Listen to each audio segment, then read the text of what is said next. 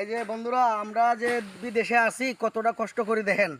এই যে ফলটার ওজন নিছ, ছোট ফল, তারপর তো 20 থেকে 30 কেজি হবে। প্রতিটা দিন 200-250 ফল এইভাবে তুলে তুলে নিতে হয়। আর যারা ফল কাটে এরা তো ডাউন অনেক কাটানো লাগে, ফল কাটানো লাগে। এত কষ্ট করার পরও বাড়িতে যাওয়ার সময় মানুষে বলে এটা আনলে না আমার লাগে, হেডে আনলে না আমার লাগে। মানে একজনের কিছু কোনো মতোই কোনো কিছু দিয়ে মানুষের চাহিদা পূরণ করানো জানা। তো দেখা গেছে কি লাস্টে পরিবারের কাছে আপনি দোষী, এটা দিছি না হেঁটে দিছি না, ছোটো বাইরে না দিলে আমার দিছে না, ছোটো বোনটা না দিলে আমার দিছে না, বাপে মা আমার লাগি দিয়ে আনছে না।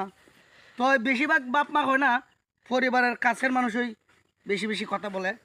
আর আত্মীয় স্বজন তো বললই যে বিদেশ যাওয়ার পরে ফোন দেয় না।